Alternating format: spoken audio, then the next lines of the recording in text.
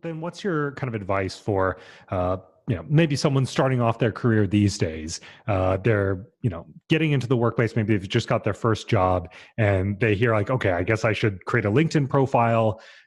What should be even just their mindset going into that platform and starting to use it?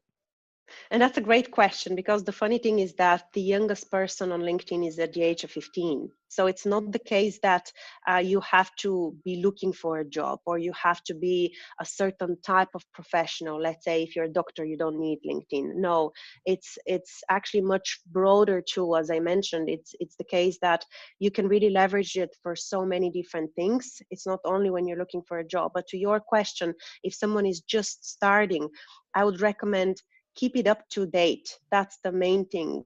Keep the engagement going. Make sure that you check it. If you don't want to check it every single day, that's completely fine. But make sure you're relevant. Put a professional photo, engage with people, put some content about yourself, start participating in different groups, start following different influencers or different companies that you're interested in.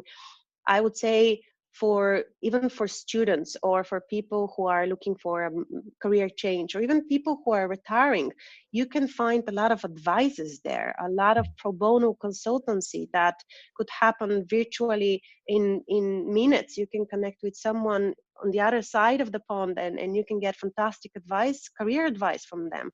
I've heard stories that people found their co-founders or their CEOs that way by just posting a message in their network. So my best advice is really approach it with an open mind and be proactive, be very proactive. That's how I found my role at LinkedIn. That's how I helped other people find their desired jobs. So I think you should really have variety of ideas in your mind in order to get the best out of LinkedIn.